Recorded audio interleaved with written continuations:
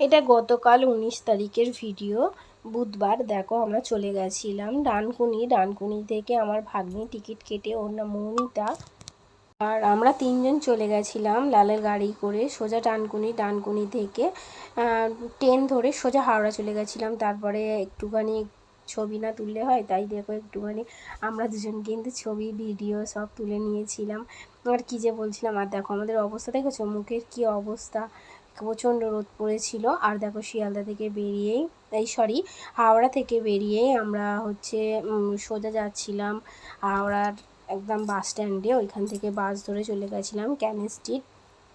ওইখানে গিয়ে কিন্তু আমাদের অনেক কিছু কেনাকাটার দরকার ছিল, জুয়েলারি, তারপর জামা কাপড়, আরও আমার ছেলের পাঞ্জাবি সমস্ত কিনেছি, সেগুলো অবশ্যই তোমাদের সাথে শেয়ার করব। আর এই যে লেবু বিক্রি হচ্ছে, এটা আমি ভেবেছিলাম যে কম দাম হয়তো, মানে কম দাম মানে একদমই কম দাম। তারপর কিন্তু আসার সময় আমি জিজ্ঞেস করেছিলাম, আর দেখো এই যে কত বেলুন নিয়ে এরা কিন্তু বড় বড়, আমি ভেবেছিলাম আসার সময় কিনবো, কিন্তু সেটা কিনতে পারিনি, ওরা দেখছি ঝগড়া করছে।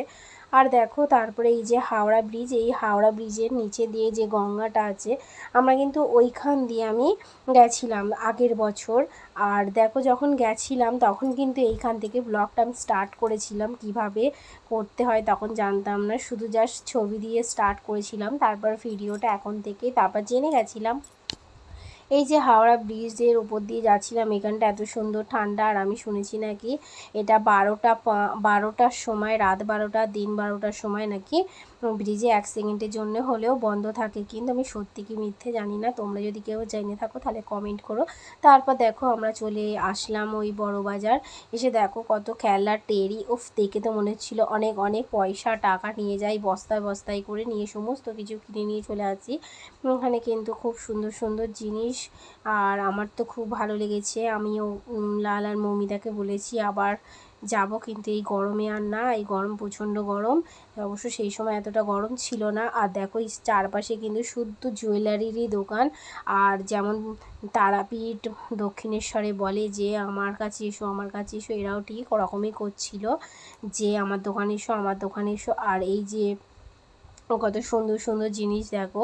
আর যে দোকানেই যাচ্ছি ওরা কিন্তু বলছিল যে ভিডিও করবেন না, কিন্তু আমি তো শুনছি না, আমার তো এটা খুব ভালো লাগে ভিডিও করে তোমাদের সাথে শেয়ার করতে। আর এই হারগুলো কিন্তু দেখো কত সুন্দর, এগুলোও বলেছিল কিন্তু আমি নিইনি, আমার ছিল একটু অন্যরকম ডিজাইন পছন্দ। আর দেখছো তো ওই যে লাল রঙের ওই হারটা আমি নিয়েছি। তারপর ওখান থেকে বেরিয়ে কিন্তু আমি চা খেয়ে নিয়েছিলাম, চা খাওয়া হয়ে যেতেই আর তারপরে একটু কেনাকাটা করে আর জুয়েলারিটা কিনে নিয়েছি, হার, ওগুলো কিন্তু আমি তোমাদের সাথে পরে শেয়ার করব।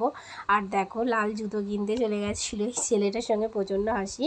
আর তারপর আমরা বাড়ি ফেরার সময় বন্দে ভারত দেখছিলাম, বন্দে ভারত যাচ্ছিল, আর সামনে থেকে একটা দেখছিলাম, আলাদা রকম মজা লাগছিল, তাই জানলা দিয়ে যাচ্ছিল মনে হচ্ছে যেন আমার পুরো কানের পাশ দিয়ে বেরিয়ে গেল। আর এত হাওয়া দিচ্ছিল, দেখো এটা অরেঞ্জ কালারের ছিল।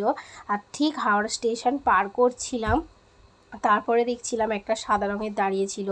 যাই হোক, আমি যা দেখলাম তোমাদের সাথে শেয়ার করলাম, ভালো লাগলে অবশ্যই লাইক কমেন্ট। Bye bye.